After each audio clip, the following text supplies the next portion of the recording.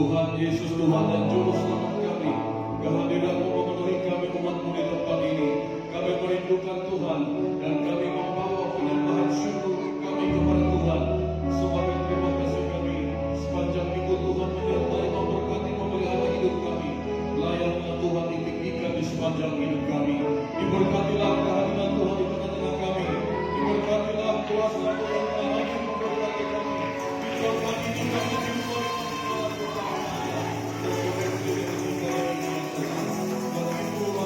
Syukur, hormat, kemuliaan kekal selama-lamanya. Berkati kami semua, berkati yang sudah memimpin kami masuk dalam hadirat Tuhan. Dan sebentar kami akan terima firman Tuhan. Siapkan hadirat hidup kami. Setiap kami diberkati, dipulihkan, dan dibangun di dalam kebenaran akan firman Tuhan. Tidak ada satupun yang terlalu. Engkau menjawab setiap kebutuhan. Engkau menjawab setiap kerinduan hati. Dan Engkau memuaskan setiap hasrat kami. Engkau disenangkan, dimuliakan dalam ibadah ini. Dalam nama Yesus kami bersyukur. Saat kami sepakat mengikat semua roh jahat, kuasa-kuasa dari kegelapan, semua tipu daya setan, semua yang mencoba menggelapkan nama hati kami. Kami tolak matahari dalam nama Yesus. Pergi dari hidup kami, dari hati pikiran, dari tempat ini, dari sidang Tuhan di dalam nama Tuhan Yesus. Firman Tuhan memerdekakan kami. Firman Tuhan menghidup.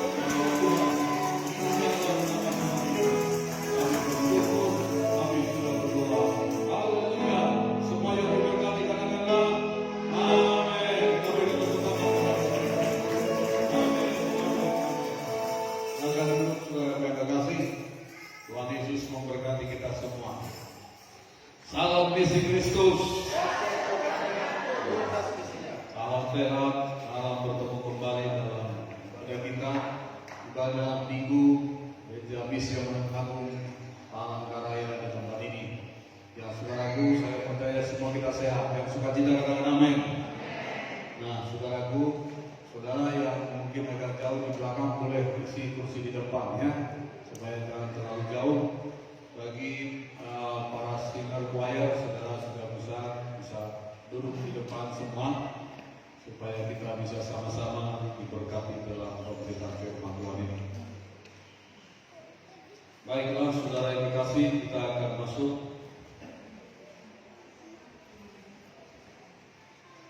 Firman Tuhan hari ini saya sampaikan topiknya yaitu berani percaya, ya. Berani percaya kepada Tuhan. Nah, saudara yang terkasih dalam nama Yesus, ada di slide, saudara bisa menikmati firman Tuhan ini. Nah, semua sudah siap, saudaraku, amin? Oke, ya silakan yang choir-choir, kalau mau ke toilet cepat-cepat langsung kembali. Yang masih bersisir, ya supaya saudara bisa semua fokus mendengar firman Tuhan. Mau minum dulu. Sudah ambil posisi duduknya. Ya, baik. Nah, saudara berani percaya kepada Tuhan. Sebagai orang percaya, dikatakan kita harus membangun confidence atau berani mempercayai Tuhan dalam hidup kita. Nah, ini perlu. Walaupun saudara sudah jadi orang Kristen, menjadi anak Tuhan atau sudah bertobat, tapi kadang-kadang dalam praktek hidup kita, kadang-kadang sebenarnya kita bisa tidak percaya sama Tuhan. Kadang-kadang dalam praktek kita, dalam perjalanan hidup kita, kadang-kadang kita bisa nggak bergantung sepenuhnya sama Tuhan. Nah hari ini kita belajar bahwasanya kenapa kita harus percaya kepada Tuhan, saudaraku. Karena Tuhan Yesuslah yang menjawab dan mengabulkan doa kita. Tuhan Yesuslah yang akan bisa selalu menyertai saya dan saudara. Saudaraku, orang tua, orang yang kita kasih hingga selamanya menyertai kita. Mereka akan juga meninggalkan kita. Orang yang selama ini juga bisa dekat dengan kita tidak akan pernah selama-lamanya bisa bersama-sama dengan kita. Ada masa dan waktunya juga mereka akan meninggalkan kita. Apakah karena kondisi, situasi, atau mungkin juga karena dia sudah mungkin lebih dahulu dipanggil oleh Tuhan dari kita. Jadi tidak akan pernah selama-lamanya menyertai kita. Saudara yang selama ini bergantung sama orang tua, saudara ingat suatu ketika kita tidak akan pernah bisa bersama dengan mereka lagi. Itu sebabnya bangun kemandirian, bangun hubunganmu dengan Tuhan. Karena hanya pribadi Tuhanlah yang telah berjanji kepada kita, aku akan menyertai kamu sampai pada kesudahan jalan. Amin. Hanya Tuhan yang bisa omnipresent, kemahadirannya bisa menyertai saya dan saudara dimanapun, dalam kondisi apapun, bahkan dalam situasi apapun. Dialah Tuhan yang akan bisa menyertai dan memelihara dengan sempurna, menjaga hidup saya dan saudara. Itulah sebabnya topik hari ini saya angkat, yaitu berani percaya kepada Tuhan. Keberanian untuk mempercayakan hidup kita kepada Tuhan Yesus harus kita bangun, ya saudara. Jadi ini perlu dibangun, ya saudara. Ada nggak saatnya kadang-kadang kita sudah ikut Tuhan, sudah melayani Tuhan, bahkan kadang-kadang bisa kita nggak percaya sama Tuhan. Bisa muncul, bisa terjadi. Kita ragu-ragu, bahkan yang paling ngeri, kita nggak berharap lagi sama Dia, karena bisa kecewa sama Tuhan. Yang bisa merasa, gini-gini aja deh hidupku, gini-gini aja deh saya, Tuhan nggak menjawab doa saya, tambah susahnya saya ikut Tuhan, dan segala macam. Dan ini bisa membuat saudara menjadi tidak lagi bergantung atau tidak lagi mempercayakan hidup kita kepada Tuhan. Saudaraku, nanti di Alkitab juga ada, sampai-sampai dia bilang, malah dia menyalahkan Tuhan dalam kondisinya ini. Jadi saudara, ini bisa terjadi. Makanya kita pelajari hari ini supaya saya dan saudara betul-betul sebagai anak Tuhan, orang percaya, mempercayakan hidup kita kepada Tuhan. Alkitab mencatat Yeremia 29 ayat 11, dikatakan, sebab aku ini mengetahui rancangan-rancangan apa yang ada padaku mengenai kamu. Demikianlah firman Tuhan, yaitu rancangan damai sejahtera dan bukan rancangan kecelakaan, untuk memberikan kepadamu hari depan yang penuh harapan. Amin saudara. Nah, ini adalah dari pihaknya Tuhan. Tuhan mengatakan kepada kita, Tuhan itu mengetahui rancangan apa yang ada padanya mengenai saya dan saudara. Kenapa?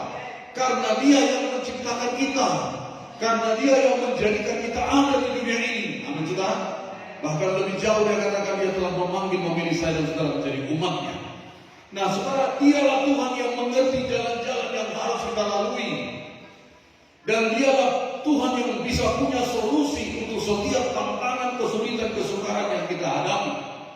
Dan tanpa Tuhan kita tidak bisa buat apa-apa. Jadi jangan salah respon, ya. Apapun yang kau hadapi sekarang ini mungkin tidak masuk akal, atau mungkin sepertinya kok seperti ini aku, padahal aku udah ikut Tuhan, padahal aku udah percaya Tuhan. Kenapa? Saudaraku, jangan salah respon.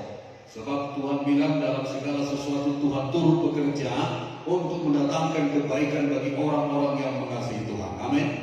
Kalau saudara tetap mengasihi Tuhan, apapun yang sedang terjadi dalam hidup saudara, itu menjadi kebaikan bagi kita. Karena kadang-kadang kebaikan dari pihak Tuhan itu nggak selamanya juga bisa jadi sepertinya baik bagi kita. Makanya pernah Daud bilang, kesukaran itu adalah baik bagiku, supaya aku belajar dari hukum-hukummu. Jadi tidak selamanya seperti yang kita pikirkan, saudara-saudara. Nah, kenapa? Kalau sampai kita salah respon, kalau kita nggak percaya lagi, nggak mempercayakan hidup kita lagi sama Tuhan, nggak bergantung lagi sama Tuhan, lalu siapa yang bisa tolong kita? Lalu siapa yang akan bisa membukakan jalan atau bisa memelihara kita? Tidak ada, saudara. Jadi adalah satu tindakan yang salah kalaupun seorang anak Tuhan menjadi kecewa, lalu menjauhkan diri dari Tuhan, lalu gak datang lagi sama Tuhan, lalu gak percaya lagi sama Tuhan. Itu suatu tindakan yang salah. Lalu siapa yang bisa menolong dia kalau bukan Tuhan?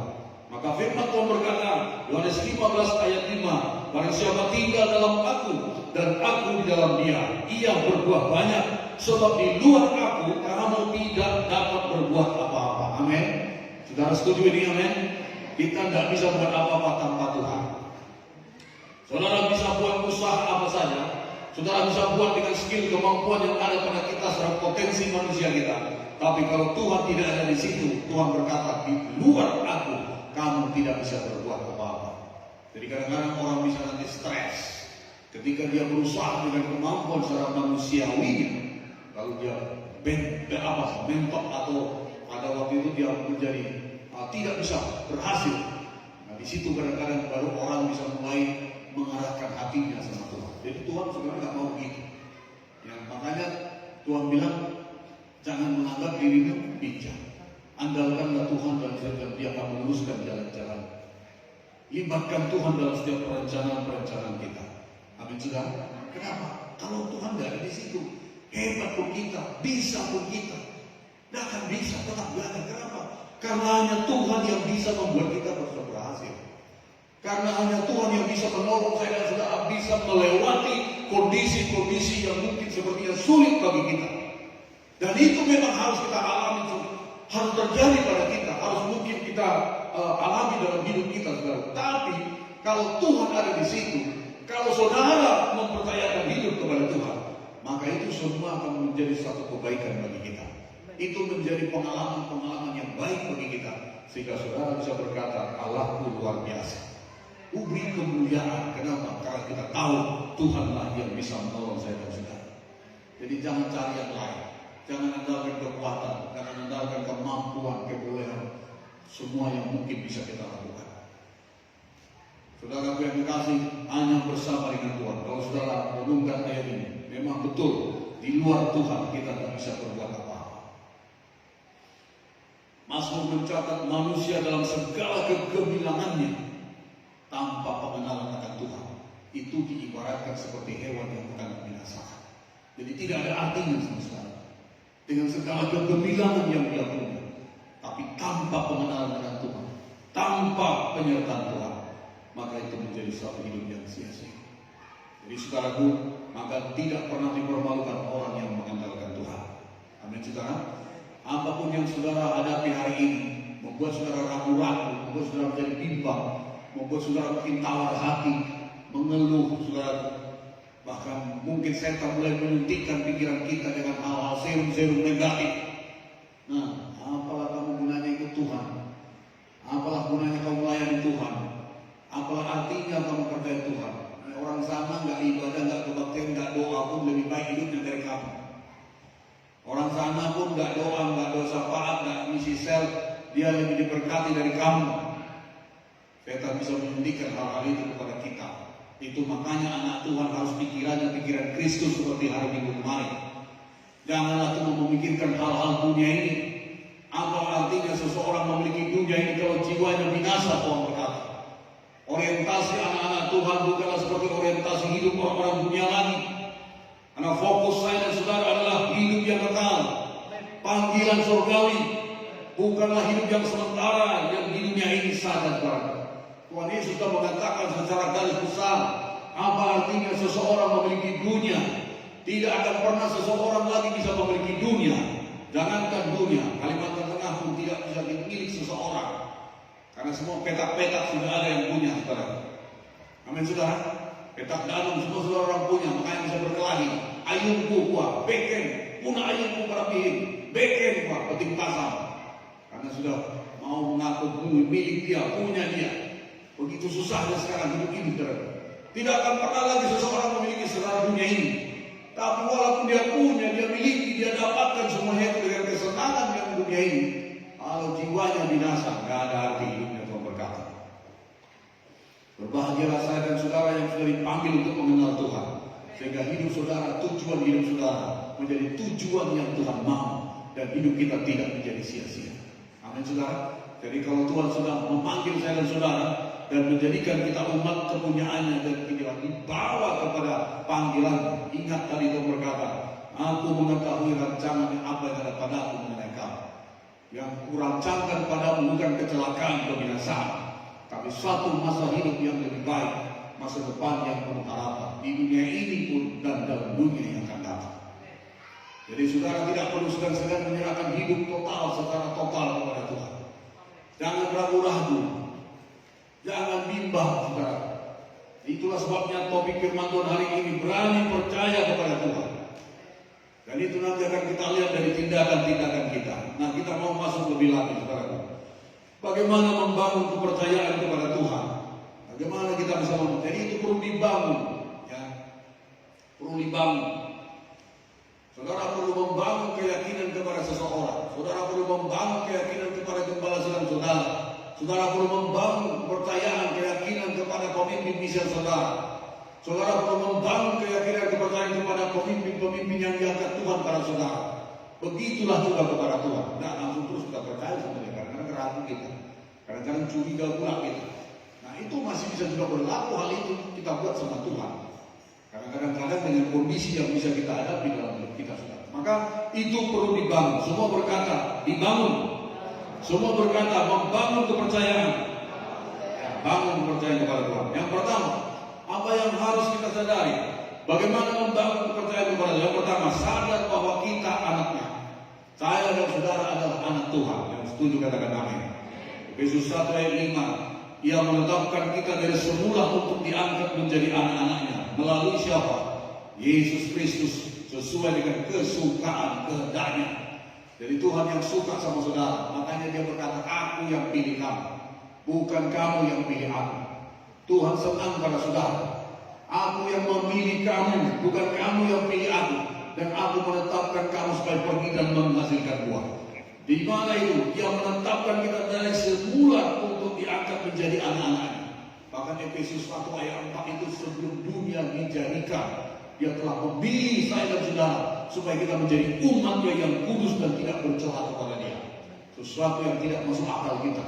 Belum ada dunia ini, belum ada saya dan saudara lahir, tapi dalam planning rencananya Tuhan, saya dan saudara sudah direncanakan, dipilih menjadi anak Tuhan. Jadi kalau saudara sekarang 2023 ada di sini, sebelum segala sesuatunya pun ada, Allah sudah punya rencana untuk itu. Makanya jangan pernah menganggap saya kebetulan saja datang di sini. Jangan pernah berpikir karena dibawa teman saya yang saya ke sini. Bukan, saudara. Dia Tuhan yang mengetahui rancangannya kepada kita dari sejak sebelum dunia ada, bahkan sampai saudara lahir di dunia ini, bahkan sampai hari ini, bahkan dalam waktu-waktu yang akan datang. Dia tahu apa yang mau dibuatnya kepada kita. Dia tahu apa yang terbaik untuk saya dan saudara. Dan dia tahu mungkin persoalan apa yang akan terjadi karena punya karakter dan saudara temperamen dalam hidup kita. Dan dia tahu jalan keluarnya bagaimana bisa menolong saya dan saudara.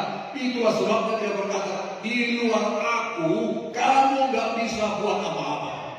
Jadi kalau saudara dan saya menggantungkan hidup, mempercayakan hidup kepada Tuhan dan mematuhi Tuhan, maka saudara akan mengalami pertolongan, tuntunan, dan saudara dan saya sampai kepada panggilan Tuhan.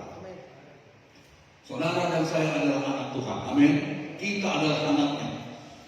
Tetapi semua orang yang menerimanya diberi kuasa supaya menjadi anak-anak Allah. Perhatikan, semua orang yang menerima Yesus diberikan eksosia, hak penuh menjadi anak Allah. Bukan semua orang Kristen disebut anak Allah. Kalau perhatikan ayat ini. Ayat ini, saudara ajukan itu apa? Naik ke sini. Yohanes 1 ayat 12. Tetapi semua orang yang menerimanya, ya saudara perhatikan, menerima Yesus diberikan kuasa supaya menjadi anak-anak Allah. Jadi bukan semua orang yang menjadi orang Kristen, bukan semua orang yang masuk gereja, bukan semua orang yang menjadi pendeta, bukan semua orang yang sudah menjadi percaya, bukan. Tapi setiap orang, semua orang yang menerimanya, menerima Yesus sebagai Tuhan dan Juru Selamat dalam hidupnya. Makanya bukan pindah agama, bukan menerima agama, karena agama apapun di dunia ini memang semua baik. Tapi tidak ada agama di dunia ini yang menjamin keselamatan manusia. Hanya Yesus dan Juru Selamat. Dan yang perlu saudara dan saya terima bukan agama, tapi Yesus Kristus. Karena Yesus tak Kristus, Yesuslah Juru Selamat. Akulah jalan kebenaran dan hidup. Tidak seorang pun sampai kepada Bapa kalau bukan melalui kami. Jadi saudara di sini bukan menerima gereja, GMA, bukan menerima agama Kristen, bukan pindah dari agama Kristen, tapi menerima Yesus. Maka dikatakan 1 Yohanes 5 ayat 12, bahkan siapa memiliki anak atau Yesus, dia memiliki hidup. Kalau siapa tidak memiliki anak, dia tidak memiliki hidup. Menerima Yesus. Ada orang berpikir, oh dia sudah makan babi, dia sudah makan daging babi, makan daging babi, tak makan daging babi, tidak ada hubungannya ke surga. Lalu dia saudara, ada orang berpikir begitu, kan dia juga makan daging babi kok katanya. Siapapun bisa makan.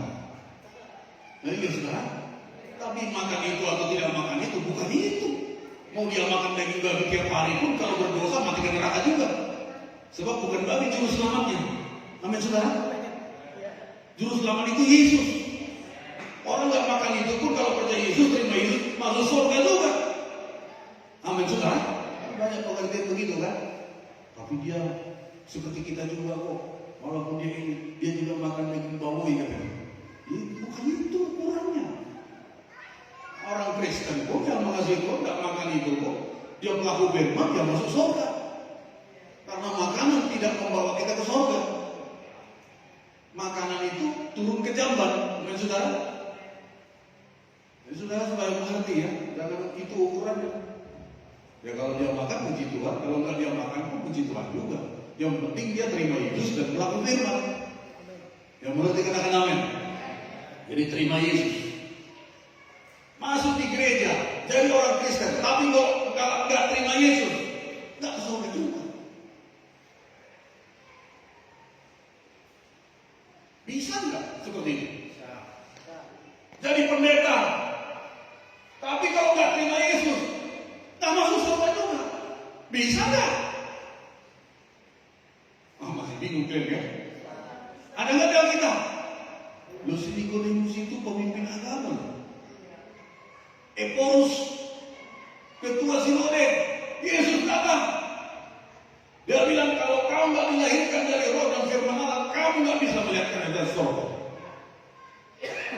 Masuk apalagi, melihat aja nggak bisa. Yohanes pasal 30, heran jadi Nikodemus. Bagaimana maksudmu guru? Ini rambut sudah tua dan sudah tua saya. Apakah aku perlu masuk ke rahim ibu dan lahir sekali lagi? Bukan begitu maksudku, kata Yesus. Kau harus lahir baru. Kau harus terima Yesus sebagai Tuhan dan Selamat secara pribadi. Yesus itu datang ke tempat dia pemimpin agama, tinggal di rumah Tuhan di bait Allah. Gak selamat kalau mati dia. Sama dengan orang muda kaya itu, teriak-teriak, Yesus guru yang baik, apa yang kulakukan supaya aku memperoleh hidup kekal? Apa yang kubuat supaya aku masuk surga nanti kalau mati, kira-kira begitu. Yesus bilang lakukan firman Allah. Firman yang mana? Yesus putih, jangan curi, jangan bunuh, dan lain. Sudah kulakukan, ya, sudah kulakukan. Apalagi yang kurang? Orang ini dalam kondisi level rohani seperti ini mati gak masuk surga. Pengikut Tuhan, percaya Tuhan, dan merasa dia telah melakukan firman. Tapi Yesus di luar. Amin saudara. Yesus di luar, gak heran Yesus berkata Wahyu 3:20, aku berdiri depan pintu mengetuk pintu. Siapa yang membuka pintu, aku akan masuk. Ini yang penting prosesnya. Seseorang harus membuka hati dan Yesus masuk. Seseorang harus menerima Yesus. Bukan pindah agama, bukan terima agama, bukan hanya percaya. Yesus bilang kalau kau cuma percaya, setan pun percaya. Apa bedanya? Tidak ada Yesus di dalam setan. Amin saudara. Kalau cuma percaya, setan pun percaya kata Tuhan. Tapi dia gemetaran. Nah saudara percaya, tidak cukup di situ. Yesus harus masuk.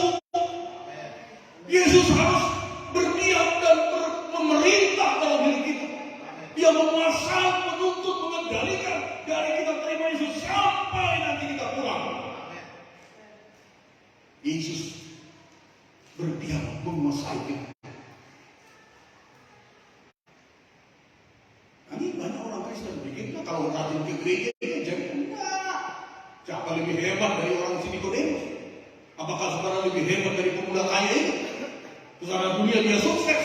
Siapa yang dia bisa membantah kesuksesan? Yesus pun mengatakan dia sangat kaya dan dia merasa dia pun sudah orang beribadah melakukan firman. Tapi dalam kondisi level seperti itu, Yesus berkata, kalau mau sempurna, karena Tuhan mau kita sempurna.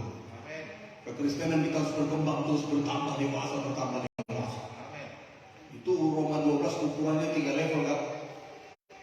Baik, berkenan, sempurna. Roma 12 ayat 2. Banyak orang merasa cukup sudahlah, yang penting baik-baik. Yang penting kita baik-baik. Baik-baik kalau nggak ada power, setan datang bisa hancur ya. Baik-baik kalau setan datang menipu, orang ini tersesat dan masuk neraka. Makanya harus bertumbuh, harus berkenan. Baik menurut kita belum tentu berkenan sama Tuhan. Baik menurut tradisi kita belum tentu berkenan kepada Tuhan. Baik menurut asumsi gereja kita, denominasi kita belum tentu juga berkenan kepada kebenaran yang dari Tuhan. Makanya harus sampai pada hendaklah kamu sempurna sama seperti Bapamu adalah sempurna. Tuhan mau kita dibawa ke situ. Jadi kalau saudara selama ini merasa aku udah Kristen selama ini, bagus, itu baik. Aku selama ini udah rajin gereja, baik, itu baik. Aku selama ini sudah hidup baik-baik, gak pernah menyusahkan orang, gak ini, bagus, itu sudah baik. Tingkatkan lagi kebaikan yang selevel itu, apakah sudah berkenan menurut ukuran standar kerajaan surga? Kalau dalam kehidupan baik seperti itu ada orang menyakiti saudara, sakit hati, itu belum berkenan. Harus naik level lagi, harus mengampuni, harus rela, belajar berkenan sama Tuhan. Udah suka bantu orang selama ini bagus, tapi berkenan dan sikap hati kita.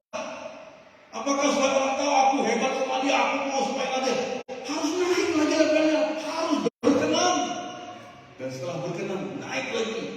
If you want to perfect, kalau kamu mau sempurna, itu laki-laki si pemuda kaya itu udah merasa baik, udah merasa aku sudah lakukan sejak masa mudaku, apalagi yang kurang. Nah, cukup di situ, harus sempurna. Dan kalau mau sempurna, memang sakit badan kita ini, sakit jiwa kita ini secara manusia. Kalau mau, jadi nggak enak-enak itu nyanyi, ku mau sepertimu, nyanyinya gampang, prosesnya luar biasa. Tetapi kalau saudara dan saya mau, pasti ditolong Tuhan. Yang setuju katakan amin. Itu saudara bukan Kristenan. Jadi kalau saudara lihat Kristen sekarang, aduh, masih jauh dari level yang Tuhan minta sebenarnya. Jangankan dulu berkenan, jangankan sempurna, baik aja masih belum memenuhi kriteria itu. Kristen dia salib tatonya, tapi kerjanya preman. Aksesoris di rumah salib, perjumpaan kudus, tapi di rumah main judi. Kira-kira gimana ini ya? Dukun juga jalan di rumah. Menentang semua itu, menyakiti hati Tuhan semua. Bagaimana mau Tuhan berkenan? Nah inilah makanya kita perlu datang, mengenal kebenaran yang akan bisa memerdekakan saya dan saudara. Nah, biar saudaraku, sampai di sini bisa diberkati, amin. Jadi sadar kita adalah anak-anak Tuhan, sadar bahwasanya setiap orang menerimanya diberi kuasa. Jadi harus terima Yesus yang bisa mengubah saya dan saudara. Bukan gereja, bukan agama, bukan pendeta, bukan gedung gereja, bukan fasilitas gereja. Itu benda mati, tidak ada hubungannya dengan surga. Tapi Yesus itu pribadi yang kekal, yang hidup. Kalau dia masuk, seseorang mengalami perjumpaan dengan Tuhan, Tuhan berkata hidupnya pasti berubah. Amin, saudara. Seseorang yang mengalami pertemuan perjumpaan dengan Tuhan, kalau kita mencatat, semuanya mengalami hidup yang diubahkan dan masa depan yang dijamin oleh Tuhan. Kalau kita mencatat itu, jadi nggak perlu ragu-ragu saudara menyerahkan hidup sama Tuhan. Jangan merasa rugi nanti kalau ikut Tuhan, aku nggak bisa ini lagi. Nanti kalau ikut Tuhan di situ, ini nggak boleh lagi, ini nggak boleh lagi. Mikir-mikir dia, lalu dicicil-cicil lah pertobatannya. Kalau Tuhan mencicil keselamatan buat kita, kita pasti berantakan. Tapi Yesus berkata, sudah selesai di kayu salib, finish. Selesai ditanggung dosa kita, setelah tanggung penyakit kelemahan kita, kutuk yang menimpa kita, semua hal-hal yang telah merusak hidup kita, sekali dilakukannya, ditebusnya untuk selama-lamanya. Sempurna pengorbanannya kepada kita. Saya dan saudara punya kuasa sebagai anak-anak Allah. 1 Yohanes 3 ayat 1. Lihatlah betapa besarnya kasih yang Dia menggunakan Bapa kepada kita, sehingga kita disebut anak-anak Allah. Oh, siapakah kita ini sudah disebut menjadi anak? Kalau sekarang anak Pak Jokowi, pasti banget, ya. Anak Pak Kapolda, anak Pak Gubernur Haji Sugianto Sabranjot, wah, senang. Wah, sekarang gimana kalau di anak Pak Raja ini, anak Raja gitu ya. Saudara, orang anak-anak pejabat-pejabat dunia kalau bilang anak Pak Kapolda, anak Pak Kejaksaan, orang tuh. Anak pegawai menteri keuangan pakai mobil mewah, kerja dan arogan, bikin masalah ya. Orang hebat ya, mantap ya. kaya dan selamanya. Nah ini sekarang kita disebut anak-anak Allah. Harusnya lebih daripada itu semua. Amin sekarang. Saudara anak-anak, bagaimana jalannya? Itulah karya, makanya dikatakan karena begitu besar, ya saudara ya. Lihatlah betapa besarnya kasih yang dianugerahkan Bapa kepada kita, sehingga kita disebut anak-anak Allah. Itu hanya karena kasih kekuatan Tuhan, anugerah diangkat. Dan memang kita adalah anak-anak Allah, karena itu dunia tidak mengenal kita, sebab dunia tidak mengenalnya. Nah, saudara kemudian sadar akan status kita. Jadi kita tadi anak Allah, sudah diangkat. Kita adalah anak-anaknya karena Kristus telah mati dan bangkit menebus hidup kita. Karena kasih-Nya yang besar, kita dijadikan anak. Jadi kenapa saya dan saudara disebut anak? Itu ada harga yang dibayar begitu mahal untuk menjadikan saya dan saudara manusia berdosa diangkat derajatnya menjadi anak Allah. Itu harganya mahal. Jadi jangan sudah pikir itu murah. Amin saudara, mahal harganya. Apa yang dibuatnya? Dikatakan karena Kristus telah mati dan bangkit menebus kita. Ini harga yang Dia bayar untuk menjadikan saya dan saudara menjadi anak Allah. Jadi kalau saudara menyepelekan ini, nggak tahu lagi lah. Kalau saudara tidak menghargai ini, nggak tahu lagi. Apalagi harga yang mau dibuat. Makanya Tuhan bilang sudah selesai semua buat. Bukan dengan emas dan perak kita ditebus, tapi dengan darahnya sendiri. Karena Kristus telah mati dan bangkit menebus hidup kita. Kita adalah anak-anaknya. Harga yang Dia bayar untuk membuat kita anak-anaknya. Karena Kristus telah mati dan bangkit menebus hidup kita. Alasannya apa? Karena kasih-Nya yang besar kita dijadikan. Jadi bukan karena kita baik, bukan karena kita telah membuat sesuatu yang membuat Tuhan berhutang sama kita, enggak. Kasih-Nya yang luar biasa. Dan sebagai anak kita harus mau percaya kepada Bapa kita. Jadi kalau Dia yang sudah begitu berkorban mati dia, masakan kita tidak percaya sama Dia? Masakan kita masih ragu-ragu tentang firman-Nya? Masakan kita masih belum sepenuhnya menyerahkan hidup bergantung supaya Dia yang sudah mati dan bangkit menyerahkan nyawanya itu akan menuntun jalan hidup kita seperti yang aku tahu rancangan apa yang daripada mengenai kamu. Masihkah kita bilang? Masihkah kita ragu-ragu dari apa yang Dia buat untuk mengangkat kita jadi anaknya? Harga yang Dia bayar dengan darahnya sendiri, dengan nyawanya sendiri. Apalagi yang mau kita minta? Apalagi keyakinan yang bagaimana lagi supaya kita yakin kepada Tuhan? Makanya membangun, mempercayakan hidup kepada Tuhan itu perlu lewat pengenalan itu seperti itu. Sebab kalau dia nggak memahami, dia akan merasa gampang saja itu Yesus mati kayak salib. Dia akan merasa tidak ada artinya itu Yesus sudah berkorban Eloi sama sekali. Berdoa berpeluh darah untuk menyelamatkan kita, membayar harga yang begitu mahal.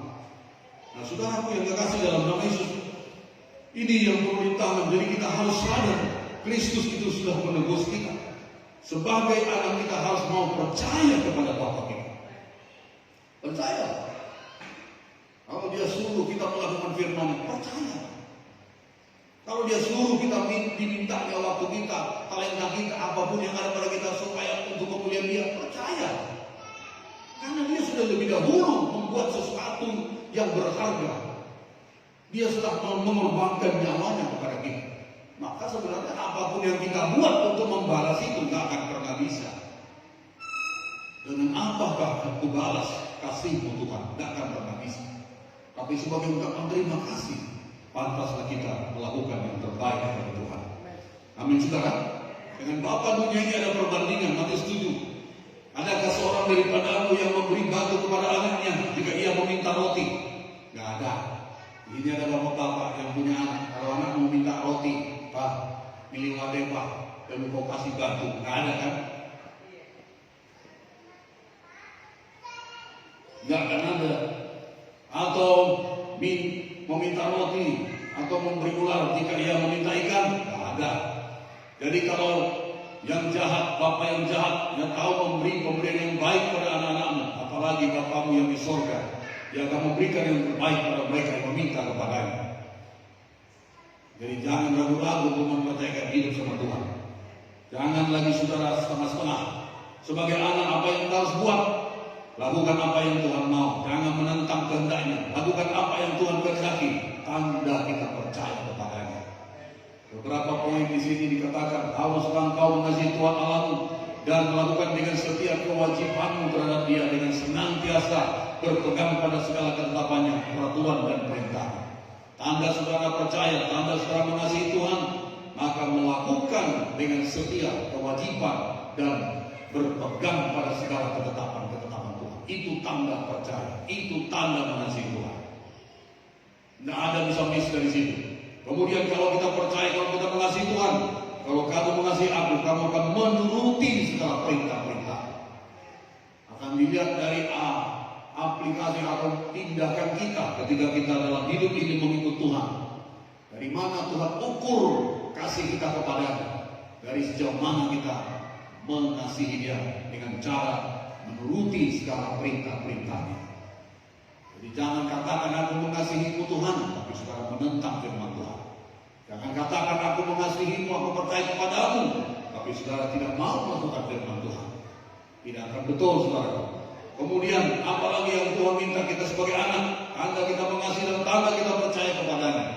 Sama seperti yang Tuhan Yesus katakan kepada si Petrus, Yohanes 21:15, sesudah Tuhan Yesus berkata kepada Simon Petrus, Simon anak Yohanes, apakah engkau mengasihi aku lebih daripada mereka ini? Jawab Petrus kepadanya, benar Tuhan, engkau tahu bahwa aku mengasihi engkau. Tuhan bilang, kalau kau mengasihi aku, percaya padaku, gembalakanlah domba-domba.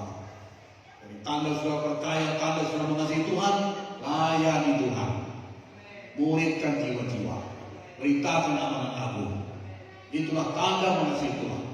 Itulah tanda kita mempercayai Tuhan dalam hidup kita. Amin saudaraku. Jadi ada action, ada tindakan yang kita buat karena kita tahu kita mengasihi Tuhan. Itu yang pertama. Nah saudara, yang kedua, tadi bagaimana kita belajar saudara yang dikasih, bagaimana membangun kepercayaan kepada Tuhan. Yang pertama tadi sadar bahwa kita anaknya. Yang kedua, mengerti bahwa Tuhan mau menolong kita. Saudara harus percaya Tuhan sangat-sangat mau menolong saya dan saudara. Amsal punya pengalaman, ya bukan Amsal, si Pemasmur. Raja Daud punya pengalaman begini, dia katakan, sekalipun aku berjalan dalam lembah kegelapan, aku tidak takut bahaya, sebab engkau besertaku, gadamu dan tongkatmu, itulah yang menghibur aku. Nah saudara, Pemasmur ini berkata, sekalipun kita berada dalam lembah kegelapan, di dalam kesusahan yang tidak kita mengerti jalan keluarnya, tetapi Tuhan yang menyertai kita selalu siap menolong dan membela kita. Tuhan tidak pernah terlambat menolong kita. Apakah saudara pernah merasakan itu? Amin. Dia tidak pernah terlambat. Kalau sepanjang mengenal Tuhan. Kadang-kadang kita berpikir, oh Tuhan, kenapa aku perhatikan saya? Oh Tuhan, kenapa ini? Oh Tuhan, ini apakah tidak lagi peduli kepada saya? Oh Tuhan, kenapa begitu lama dan segala macam? Tapi Tuhan tahu, Dia akan sebagaimana yang sudah Dia desain untuk saya dan saudara, yang sudah Dia rencanakan untuk saya dan saudara. Maka yang dikatakan tadi, aku mengetahui rancangan apa yang ada pada aku mengenai kamu. Jadi perlu bergantung sama Tuhan. Bahkan dalam lembah kekelaman pun Tuhan tidak pernah terlambat. Tuhan tidak pernah terlambat. Tapi kalau orang-orang sombong yang mungkin berpikir Tuhan tidak tahu ini, Tuhan tidak mengerti ini, Tuhan tidak ada di sini. Di YouTube itu ada kan, ada ambil Alkitab atau ditaruh di dia banyak sudah menghina firman. Oh tiba-tiba dia mengalami persoalan. Di Brazil kemarin kita lihat di YouTube, mereka pesta tahunan yang sebelumnya nggak pernah seperti itu pesta tahunan mereka. Tapi mereka membuat ornamen-ornamen melambangkan setan dan kerajaan setan dan antek-anteknya. Belum selesai acara itu. Acara itu pun harus dihentikan karena sebenarnya beberapa hari, tapi dihentikan oleh malapetaka yang datang. Karena Tuhan tidak suka kalau kita tidak percaya, bahkan menghina Tuhan. Saya nggak tahu apa videonya benar juga ada setelah itu. Tiba-tiba ada katanya satu kelompok orang mau menyerang satu gereja, mau membunuh orang-orang di situ. Tapi tiba-tiba api datang dan membakar mereka tertangkap. Itu masih baru-baru terjadi. Nah saudaraku, makanya dikatakan marilah kita percaya kepada Tuhan. Tuhan tidak pernah salah. Tuhan tidak pernah terlambat untuk memberikan yang terbaik buat saya dan saudara. Tapi alangkah mirisnya kalau sampai kita itu negara Brazil itu negara Kristen. Sebelum COVID Pak, Institut Niko itu ada kesana dan ada satu pergerakan anak-anak muda di stadion besar. Mungkin di situ juga itu, di tempat itu. Ada begitu kelompok anak muda yang mengadakan revival pemuliaan Tuhan di sini. Tapi kok tiba-tiba bisa begini?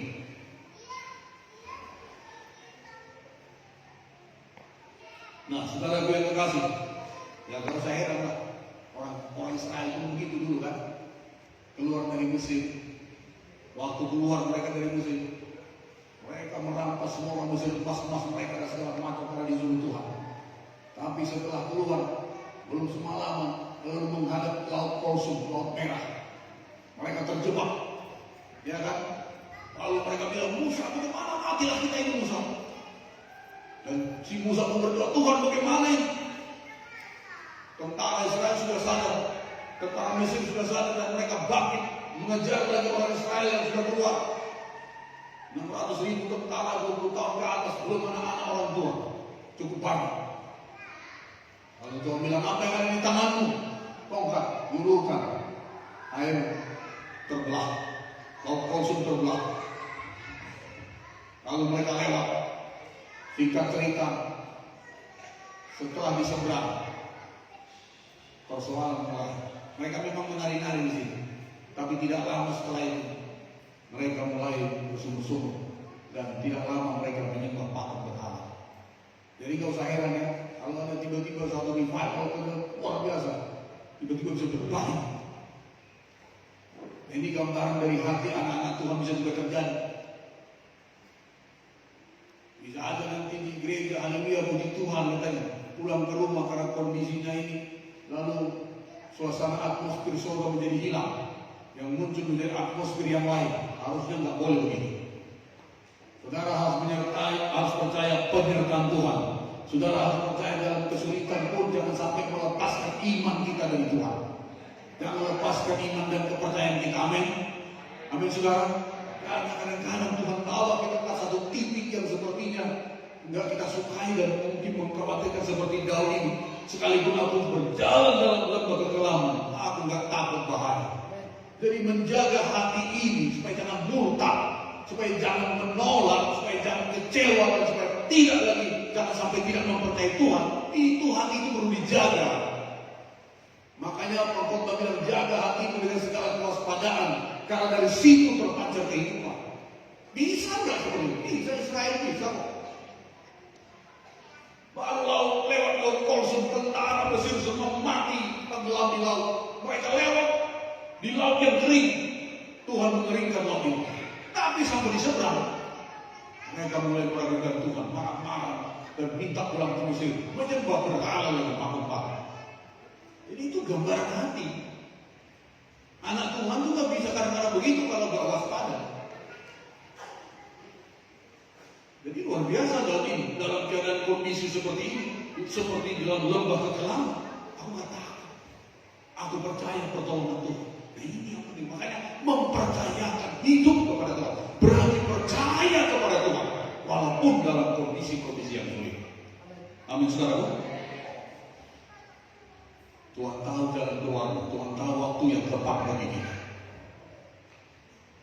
Kenapa? Karena Tuhan bilang di 1 Korintus 10 ayat 13. Sama-sama yuk, 1 Korintus 10 ayat 13. Bisa lihat ya?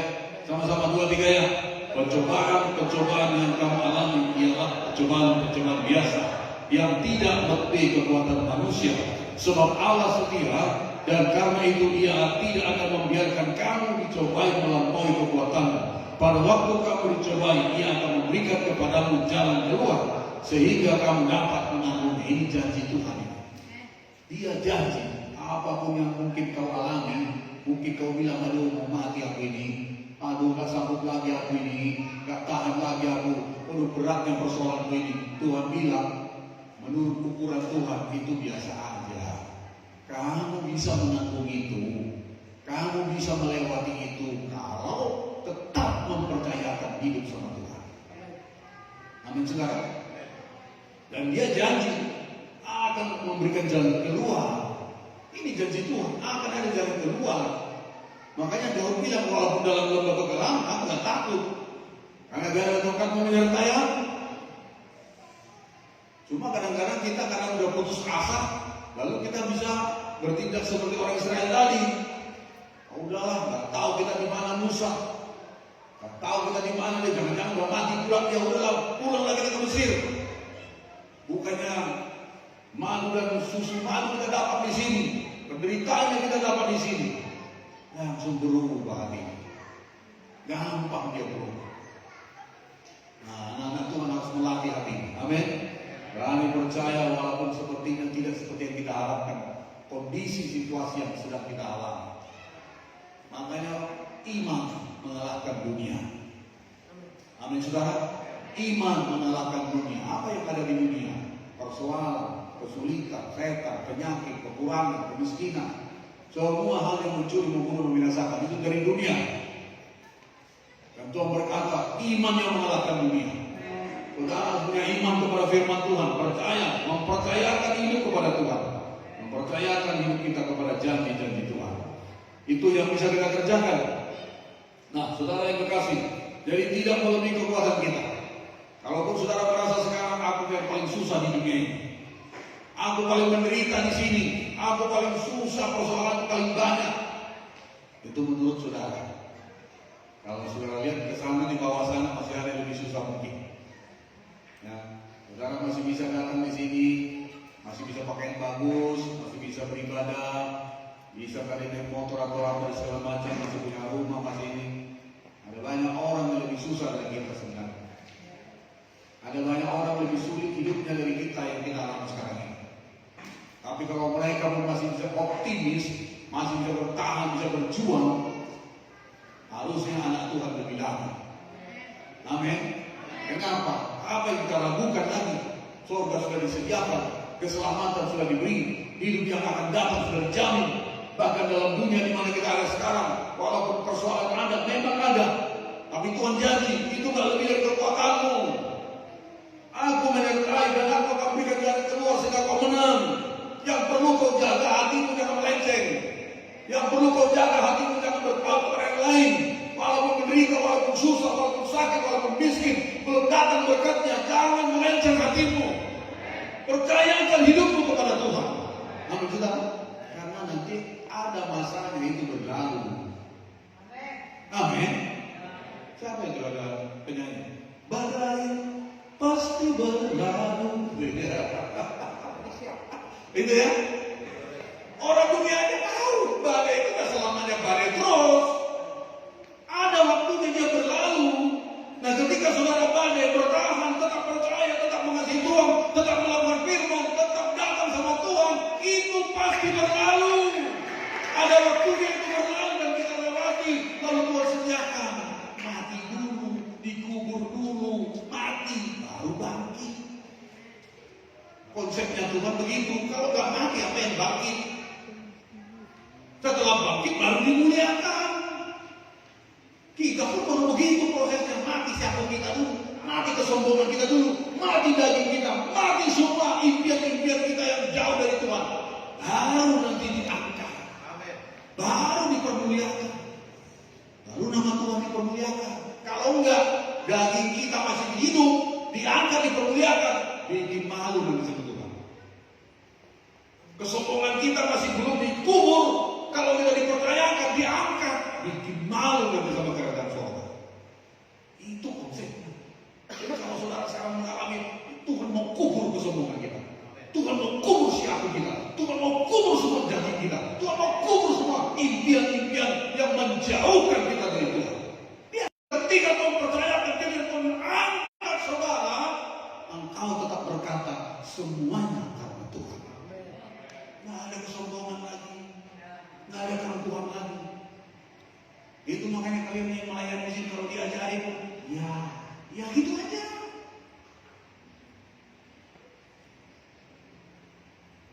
Cuma kalau nggak diajari nanti sombongnya atau jahat melayani itu nanti tidak bisa diurusan dunia nanti. Tapi kalau dikikis terus, dibenahi terus, kapan kapanpun saudara, dimanapun saudara, dalam level apapun nanti Tuhan percayakan saudara, orang-orang akan memuliakan Tuhan. Karena hati saudara memang tulus hanya untuk memuliakan Tuhan. Ketika orang berkata, hebat kamu, kau akan berkata, semua karena Tuhan. Luar biasa kamu ya, mantap kamu sekarang ya. Waduh, kau akan berkata, puji Tuhan, semua karena Tuhan. Kalau saya ditolong, kau pun bisa tolong. Jadi nggak ada lagi untuk kita, nggak ada lagi ambil kemuliaan kita.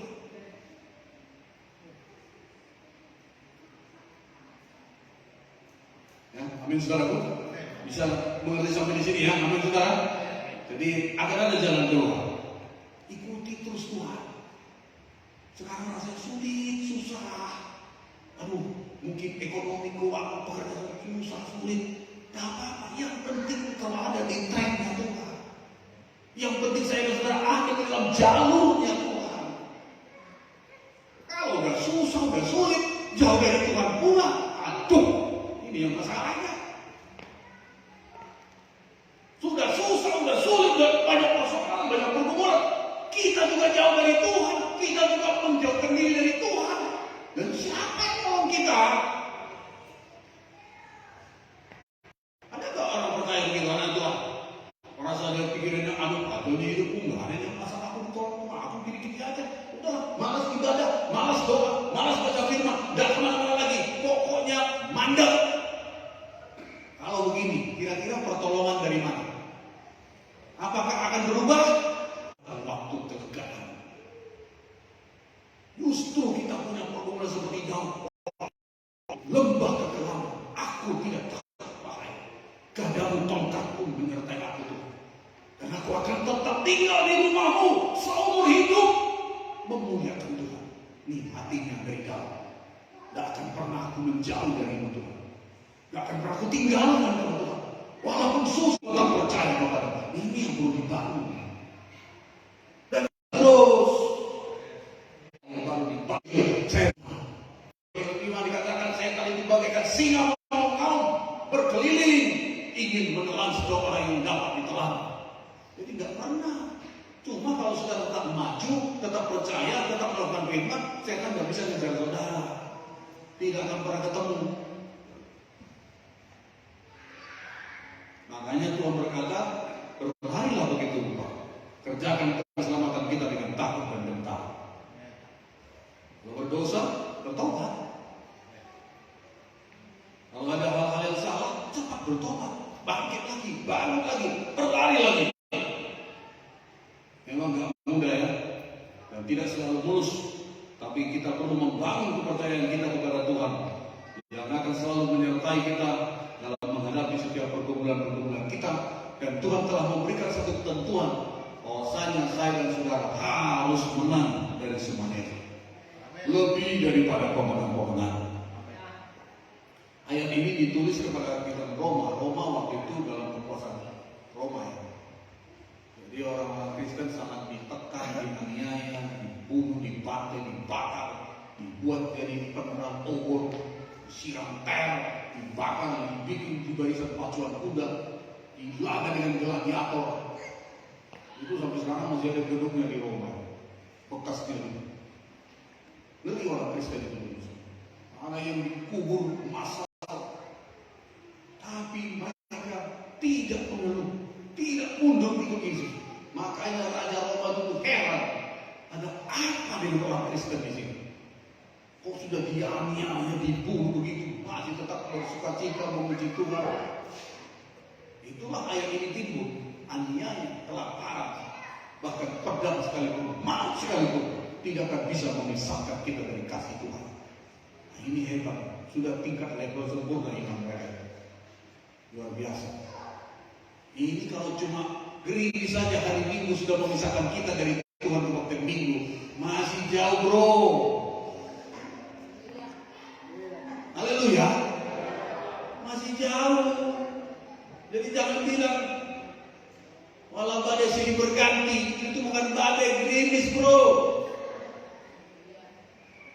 Kalau cuma duitnya nggak ada, belum cair, lalu saudara bilang apa? Aku malas waktu nggak ada duitku. belum aniaya itu, belum pedang itu, belum maut itu, saudara. Orang di luar sana pun banyak orang nggak punya duit tapi semangat hidupnya, bergairah, optimis dia, berjuang. Bagaimana kita dengan anak-anak Tuhan? Janganlah pula kita lebih jauh standarnya dari orang-orang yang tidak percaya Tuhan. Jadi supaya jangan cengeng ngamen. Ada bila persoalan kita, ajulah bersama Tuhan. Kalau ada hal-hal dibenahi, nanti akan kita lihat. Kalau memang itu karena persoalan itu terjadi karena kita kurang atau karena dosa atau karena kita nggak mendengar suara Tuhan, bertobat, bangkit lagi, nanti kan berubah juga. Tuhan pasti nunggu kita, sama seperti Bapak yang nunggu kapan anakku pulang. Di sudut jalan dia terus lihat setiap hari, kapan anakku kembali. Anaknya yang pergi dengan melarikan separuh harta orang tua, minta warisan, habis semua. Jadi penjaga di kandang babi dia. Dia tunggu terus. Bapaknya nggak cari. Kenapa? Kalau dia cari, anak itu pasti lari. Karena dia masih punya prinsip yang masih belum diubah. Tapi kondisi yang sulit, kondisi yang sampai mendarat di kandang babi, itulah membuat dia sadar. Di rumah bapakku banyak itu orang pembantu-pembantu, hidup mereka baik, makmur, sejahtera, nggak seperti aku di sini. Aku punya bapak yang sangat kaya raya. Memang aku sudah berdosa, aku sudah menyakiti bapakku, tapi aku nggak mau di sini. Lebih bagus aku pulang. Kalaupun aku nggak dianggap anak sama bapakku, aku mau jadi pembantu seperti pembantu-pembantu yang lain di rumah bapakku. Lebih mending di situ daripada di sini. Sadar dia. Dan itu membuat dia pergi pulang ke rumah bapaknya. Lalu sikap bapaknya menanti setiap hari. Kapan anakku pulang? Jadi Tuhan pun begitu sama kita. Kalau kita masih punya prinsip kita terus ikut Tuhan dengan cara-cara kita, Tuhan tidak akan bisa cari kita. Karena kita masih pakai terus mindset kita, paradigma kita. Menurut saya, menurut hemat saya, menurut asumsi saya, menurut kebenaran saya, menurut pengetahuan saya, itu kamu Tuhan di mana? Menurut Tuhan di mana? Menurut saya, kau usah sering-sering ke gereja. Ngapain sering-sering ke gereja kalau begitu juga? Menurut kamu, menurut Tuhan begitu, nggak begitu. Kalau menurut saya, untuk apa panjang-panjang doanya? Karena sama aja pendek dengan panjang. Menurut kamu, menurut Tuhan gimana? Kalau menurut saya, nggak usahlah kita bawa bayar uang ke gereja. Ngapain perpuluhan? Itu nggak perjanjian lama, perjanjian baru. Macam-macam. Itu menurut kamu, menurut Tuhan gimana? Kan itu yang persoalan sekarang. Terlalu banyak kita bilang, menurut saya, menurut hemat saya. Apalagi pakai perasaan. Menurut perasaan saya, itu perasaan. Perasaan Tuhan begitu. Tuhan nggak pakai perasaan. Kebenaran jauh melampaui perasaan. Kalau pakai perasaan Tuhan menyelamatkan kita, dilihatnya kita bobrok, berdosa, sombong, bersudian. Yang Yusuf Elias kayak begitu mencuri ayam orang kerjanya, karena mau apa? Dulu aku belum dapat merampok orang, menjauh orang kerjanya. Ngapain aku mati kalau saya untuk nebus dia ini? Kalau pakai perasaan, ya kan? Yusuf Arimatea atau Yusuf Elias? Ya, Yusuf Bangsa Cinta. Kalau dia pakai perasaan, pikirin kita, ini kita siapa? Makanya begitu besar kasih Allah yang dikaruniakan, sehingga kita disebut jadi anak. Untuk itu harga yang mahal dia bayar untuk membuat kita menjadi anak. Nggak ada yang bisa kita buat untuk membalas itu, Bapak Ibu. Jadi jangan kau pikir kalau kau melayani udah bisa membalas, nggak bisa. Jangan kau pikir kalau kau udah seharian siang dan malam 24 jam untuk Tuhan, itu pun tak bisa membalas itu. Mau kau kasih hidupmu, mau kau kasih hartamu, mau kau kasih semua untuk Tuhan, tak akan pernah bisa membalas kasih dan pengorbanan Tuhan untuk saya. Karena kita orang berdosa, mati-matian kita, kodrat kita berdosa. Tuhan itu kudus. Tapi Tuhan mau, karena kita adalah orang yang sadar dan mau berterima kasih kepada Tuhan. Itu makanya kita mau melayani Tuhan, mau berkorban, mau berbuat baik, mau menyenangkan, hanya sebagai ungkapan syukur dan terima kasih. Jadi jangan sampai tidak tahu berterima kasih. Karena itu roh ancaman, salah satu tanda roh ancaman, tidak tahu berterima kasih. Saudara melayani berterima kasih. Saudara berkorban itu tanda terima kasih. Tuhan terima kasih buat kesempatan ini. Aku punya kesempatan untuk menolong, punya kesempatan untuk melayani, punya kesempatan untuk menentukan yang lain, punya kesempatan untuk ambil bagian dalam pekerjaan Tuhan. Tuhan terima kasih. Itu pikirannya harus seperti itu. Amin saudara. Jangan bilang kalau aku nggak di situ nggak jalan itu. Bah. Kalau aku nggak bikin isi sel di situ nggak jalan itu. Contoh.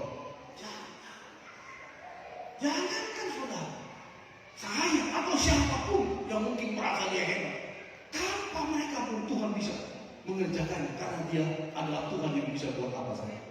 Tapi kita berterima kasih, diberi kepercayaan, diberi kesempatan. Amin saudara. Sebagai makhluk terima kasih, lakukanlah dan sama seperti tutupan beribadah seperti ini. Terima kasih. Jadi saudara mau kebaktian itu, haleluya Tuhan, terima kasih lagi ini kami mau bisa beribadah. Di tempat lain ibadah sulit. Kan dengan ini yang lahir ini kan, nggak boleh kebaktian di sini. Bahkan sudah ibadah lagi memuji Tuhan, berhenti katanya. Lagi asik menyembah Tuhan. Berikan hatiku dan jiwa. Datang orang berhenti. Stop. Di tempat lain sulit beribadah. Tantangan sedang terjadi sekarang ini. Di sini masih kita bisa dikasih Tuhan. Pergunakan waktu yang ada. Kita nggak tahu sampai berapa lama. Kita nggak tahu ya, kita berdoa Indonesia tetap Pancasila Undang-Undang 45. Amin. Ada kelompok-kelompok yang ingin merubah, kelompok radikal, kelompok intoleran yang memaksakan apa mau mereka. Itu sudah terjadi kata bangsa kita. Beberapa kelompok mau berusaha supaya SKB itu mengalami perubahan di revisi. Tapi terakhir kemarin dalam beberapa pertemuan mereka masih relevan dipakai katanya. Padahal begitu banyak persoalan. Di Kalimantan, puji Tuhan, masih kita bisa beribadah. Berdoa untuk kota ini, berdoa untuk provinsi ini, berdoa untuk Indonesia. Pemimpin yang akan datang, kita doakan pemimpin kita, pemimpin yang mengayomi semua kelompok. Jangan sampai yang hanya memaksakan kehendaknya nanti yang masuk bisa repot kita semua. Bisa berbagi-bagi nanti Indonesia ini ya. Papua minta merdeka, Kalimantan minta merdeka, siapa lagi yang tinggal?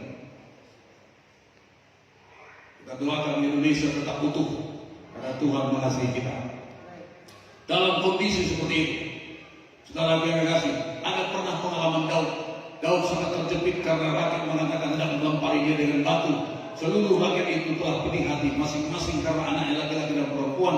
Tetapi Daud menguatkan kepercayaannya kepada Tuhan. Ini waktu Daud membawa tangannya berperang.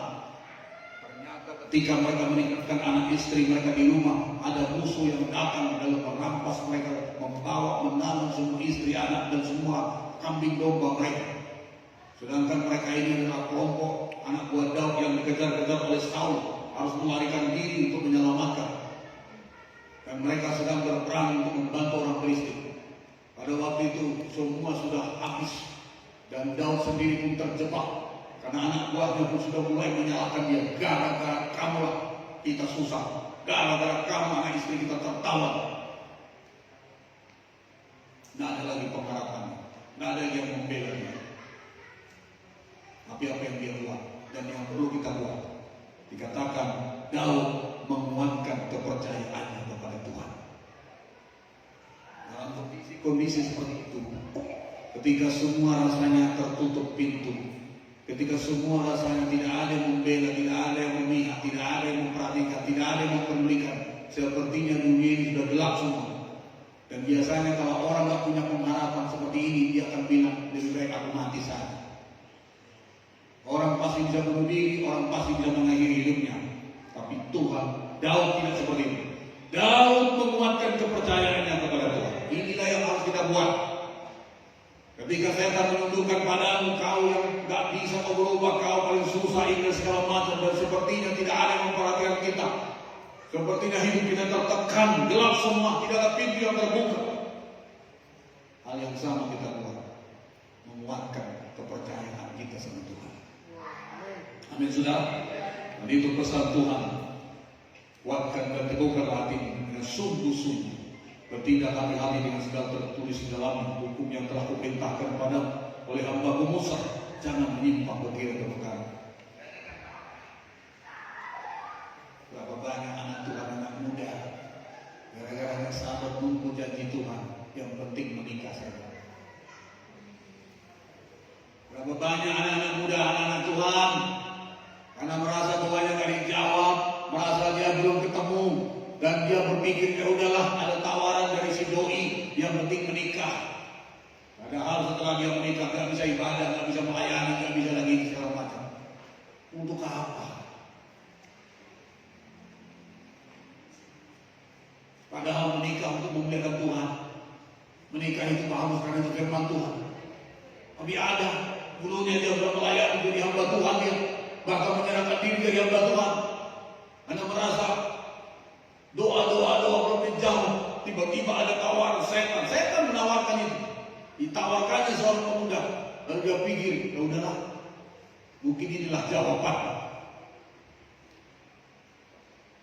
Dia ikuti. Bahkan dia tidak mau mendengarkan arahan. Dia pergi menikah dengan caranya sendiri. Lalu akhirnya semua berhenti. Pelayanannya ditinggal. Apa yang pernah dulu dia kerjakan, dia kerjakan lagi. Lalu apa yang mau dikejar? Tunggu Tuhan. Tunggu caranya Tuhan. Ada yang lambat, ada yang cepat.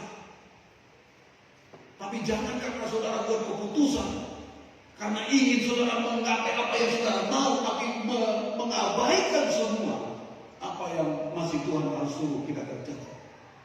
Jangan saudara. Daud dalam kondisi ini menguatkan hatinya, menguatkan kepercayaan. Ada beras, nggak ada uang, karena sampai mencuri.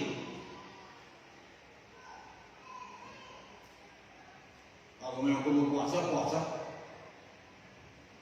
Kalau memang rasanya digerakkan Tuhan meminjam yang baik-baik, bayar lagi nanti. Tapi jangan sampai melenceng. Amin, saudara. Dan terakhir, percaya bahwa Tuhan punya rencana. Ya, aku mengatakan rancangan apa yang ada padaku. Rancanganku bukan kecelakaan, tapi pada masa depan yang bermarah. Aku percaya bahwa rencana Tuhan masa depan kita adalah indah, penuh damai sejahtera, dan tidak akan pernah membawa kepada kecelakaan. Itu dari Tuhan. Bukan berarti nggak ada persoalan, bukan berarti nggak ada masalah, bukan berarti nggak ada waktu genting, ada. Tapi di situ semua menjadi desain Tuhan untuk membawa kita kepada satu kehidupan yang penuh damai sejahtera dan membawa kita dalam hidup yang indah. Menurut ukuran Tuhan. Bangun berani percaya dan berjalan bersama dengan Dia. Nah, saudara, memang hal yang tidak mudah, apalagi yang terlihat dan yang kita alami belum menampakkan keindahan atau perubahan, tapi percayalah semua akan indah pada waktunya. Indah pada waktu. Tunggu Tuhan. Kalau kau lakukan ini tapi menentang firman, jauh dari rencana, berarti itu bukan rencana. Tunggu.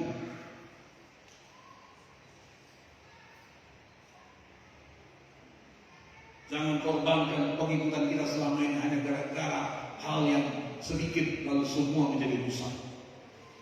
Indah pada waktunya, menikah pada waktunya, diberkati pada waktunya, menerima janji Tuhan pada waktunya, diurapi, diangkat, dipercayakan, semua pada waktunya. Bagianmu dan saya kita lakukan sungguh-sungguh. Bagian Tuhan akan dia lakukan tepat pada waktunya. Dan Tuhan tidak pernah terlambat. Amin, saudara. Mari Pak Tumi, pada waktunya dia jalan, berhasil dia. Sebelum-sebelumnya dia udah coba juga kan.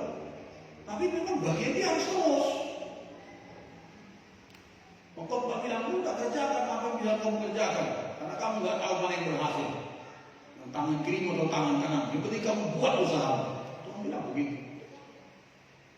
Dan usaha kita nggak sia-sia. Pasti Tuhan berkati. sudah pergi berangkat tugas. Walaupun istrinya semakin banyak berdoa merindukannya, ya kan?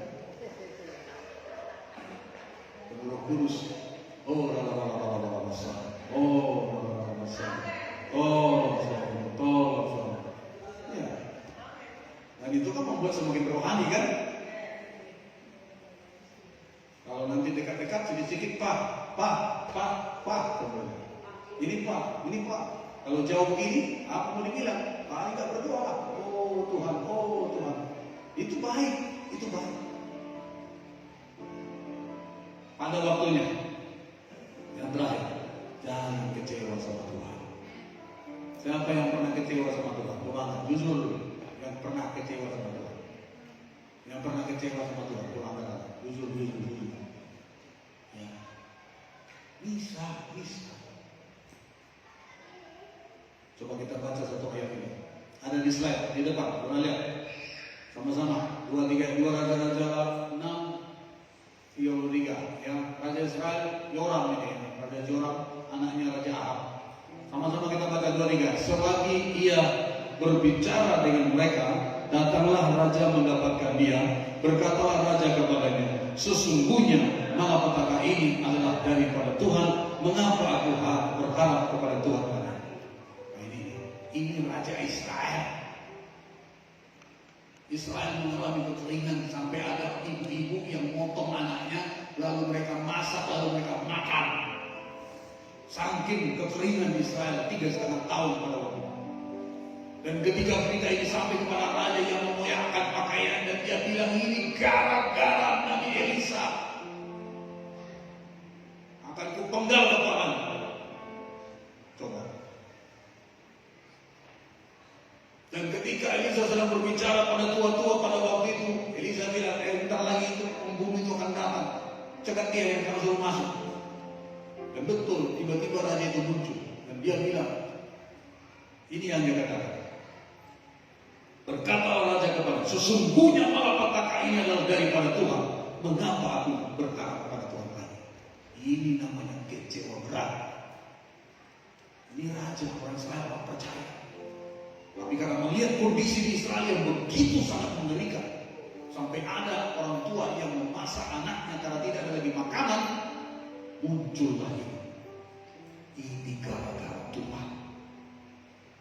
Sampai begitu melencengkan keyakinannya. Pernah nggak kita berpikir begitu? Gara-gara Tuhan. Ngapain aku berharap sama Tuhan? Ngapain aku berdoa? Ngapain aku berbaktian? Ngapain aku berdoa? Ngapain? Begininya hidupku, begininya keluargaku, begininya orang tuaku, begini. Ini kecewa sama Tuhan. Bisa terjadi.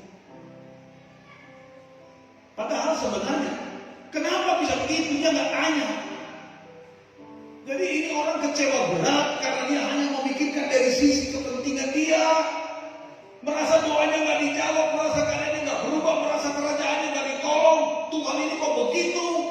Padahal dia tidak memikirkan bagaimana dia dengan Tuhan selama ini. Israel telah memberontak.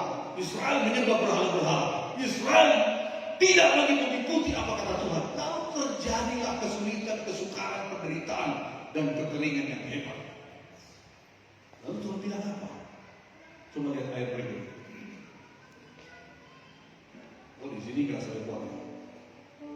Saya baca, coba kita baca ini. Di catatan saya yang di print saya tambahkan. Ini penting saudara ya. Kadang-kadang kita menyudutkan posisi kesalahan itu Tuhan, atau bisa saja tadi seperti gara-gara kamu raja. Padahal sebenarnya bukan. Tuhan bilang, aku yang salah atau kamu yang salah kata Tuhan. Tindakanku yang kurang tepat atau kamu yang kurang tepat hidupnya. Coba baca ini ya. Dalam 2 Samuel Yehezkiel 18 ayat 23. Coba lihat.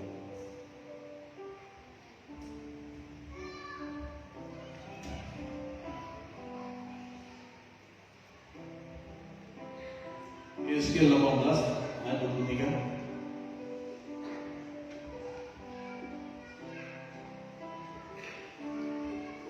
Oke, kita baca dulu. Saya bacakan. Saudara ketemu ya? Kita baca ini. Yesaya 18 ayat 23. Mulai 23, 24, 25. Ayo sama-sama Yesaya 18, 23, 24. Ayat 23, 23. Apakah aku berkenan kepada kematian orang fasik? Demikianlah firman Allah. Bukankah kepada pertobatannya sebagai hidup? Jikalau orang benar berbalik dari kebenarannya dan melakukan kecurangan seperti segala kekejian yang dilakukan orang fasik, apakah ia akan hidup? Segala kebenaran yang dilakukannya tidak akan diingatkan lagi. Ia harus mati karena ia berubah setia dan karena dosa yang dilakukan. 25. Tetapi kamu berkata, tidak, perkataan Tuhan tidak tepat. Dengarlah dulu, hai kaum Israel. Apakah tindakanku yang tidak tepat, ataukah tindakanmu yang tidak tepat? Nah, orang saya berperkara sama Tuhan. Tak benar Tuhan ini.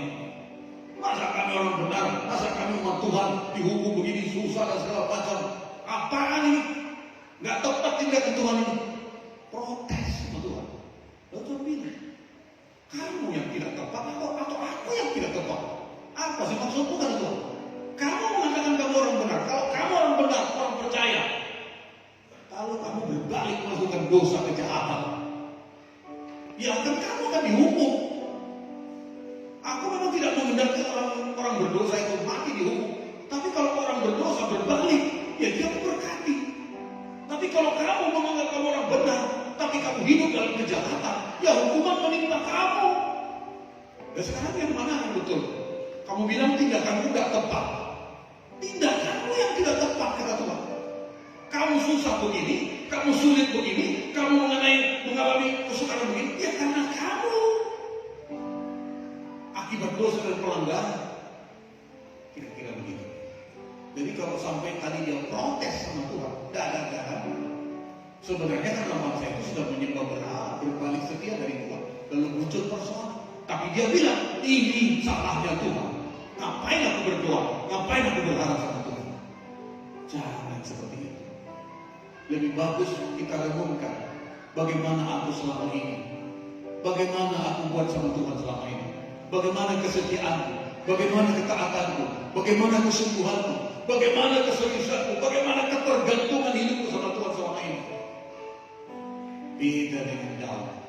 Ketika Daud ditegur, dia sadar dan bertobat. Ketika dalam kesombongan dia menghitung tentang dan dihadapkan kepadanya 3 hukuman, dia bilang, terserah Tuhan. Biarlah Tuhan, aku jatuh di tangan Tuhan. Karena aku tahu yang terbaik dari Tuhan. Dia tidak membela diri. Dia tidak perlu terusir atau memprotes Tuhan. Tapi dia percayakan hidupnya kepada Tuhan. Walaupun mungkin itu tidak enak, tidak akan membawa dia kepada satu kebahagiaan secara dunia. Tapi dia tahu itu semua akan membawa dia sampai kepada tujuan. Jadi jangan kecewa. Amin, saudara. Jangan kecewa. Kenapa saya begini? Karena saya lakukan sesuatu sebelum-sebelumnya. Jadi mau jadi apa kita ke depan, itu adalah dampak efek dari apa yang kita buat sekarang. Saudara mau yang terbaik di depan, itu ditentukan dari apa yang saudara komitmen dengan Tuhan sekarang di sini. Amin, saudara. Jangan salahkan Tuhan ketika masa depan kita banyak mengalami hal yang sulit. Itu jangan bilang Tuhan tidak tepat, jangan bilang Tuhan tidak adil, jangan bilang Tuhan tidak sayang. Tapi Tuhan bilang kamu tindakanmu yang tidak tepat. Kamu begini karena kamu sebelumnya telah begini. Kira-kira begitu. Maka Tuhan bilang perlu ketekunan, perlu kesetiaan. Kepada orang yang suci, aku berlaku suci. Kepada orang yang bertekun, Tuhan akan berlaku baik kepada dia. Apa yang kita tabur akan kita tuai. Mari kita berlomba melakukan apa yang terbaik bagi Tuhan. Maka saudara akan menerimanya sekarang dan waktu yang akan datang. Kita berikan tepuk tangan yang mulia bagi Tuhan. Mari kita bangkit berdiri. Haleluya.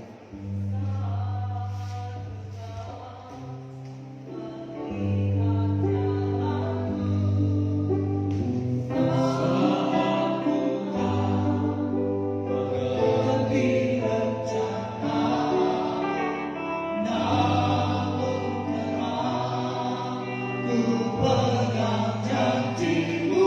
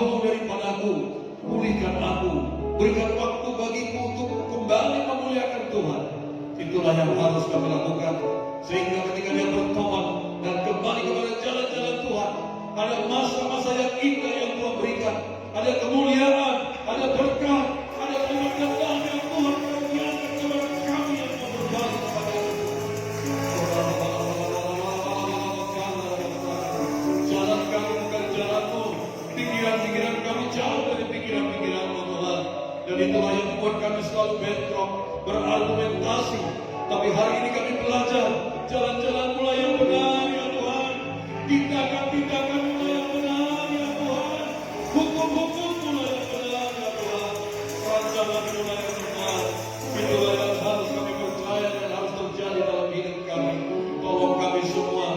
Ketika kami dihadapkan pada masa-masa sulit, Tuhan, kami tidak menyimpang ke kiri dan ke kanan.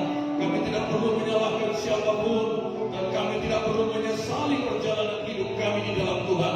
Tapi yang kami buat seperti yang Daud buat, menguatkan kepercayaannya kepada Tuhan, seperti yang Kau katakan kepada Joshua, kuatkan dan teguhkanlah hatimu, kuatkan dan teguhkanlah hati kami Tuhan, untuk tetap berjalan melihat rencana-Mu bagi kami Tuhan, dan kami tetap melangkah bersama dengan Tuhan. Dan cukup kasih karunia Tuhan bagi setiap kami, karena Kau berkata, itu semua tidak melebihi kekuatan kami, tetapi Tuhan akan memberikan jalan keluar, Tuhan memberikan kemenangan, Tuhan memberikan sesuatu yang baik kepada kami Tuhan. Terima kasih Tuhan. Terima kasih. Teguhkan kami semua, berkati kami semua Tuhan. Mata kami tertuju kepada-Mu Tuhan. Tidak ada yang tinggal di tengah jalan, tidak ada yang menyimpang ke kiri dan ke kanan. Semua kami teguhkan tangan Tuhan menopang kami. Terima kasih. Dan ketika kami mengalami kemuliaan, diangkat dan dipercayakan Tuhan, kami tahu semua karena anugerah Tuhan, semua karena kasih Tuhan, semua karena kebaikan Tuhan, dan itu membawa kemuliaan kepada nama-Mu ya Tuhan. Berkati kami semua. Terima kasih. Hamba berdoa yang lama Kau kuatkan hari ini, seperti pintu-pintu yang tertutup, bukakan bagi kami Tuhan. Tekanan-tekanan intimidasi, lepaskan kami, bebaskan kami, kaki kami disembuhkan. Bukakan berkat bagi setiap kami anak-anak-Mu Tuhan. Kami tahu Yesus belum pernah berubah, Dia tetap sama, dulu, sekarang, dan sampai selama-lamanya. Kasih-Nya tidak berubah, kebaikan-Nya tidak berubah, kuasa-Nya tidak berubah. Menolong kami umat-Mu yang percaya dan yang terus bergantung kepada-Mu Tuhan. Terima kasih buat hari ini, terima kasih buat firman-Mu. Dalam nama Yesus kami berdoa dan mengucap syukur kepada-Mu. Haleluya. Kami tolak semua roh jahat yang membuat kami bimbang, yang membuat kami ragu, yang membuat kami putus asa, yang membuat kami menyerukan putus asa. Kami tolak, pergi, tinggalkan kami, tinggalkan hidup kami, keluarga kami, sinar Tuhan, di dalam nama Tuhan Yesus. Di dalam nama Tuhan Yesus. Engkau penuh berdakwah, intimidasi, Kau tidak jamah kami. Kami tahu akan kalaupun kami ada jatuh dalam dosa, dalam kelemahan-kelemahan anak-Mu, ketika kami mengaku dosa kami, Tuhan setia dan adil, Tuhan mengampuni kami,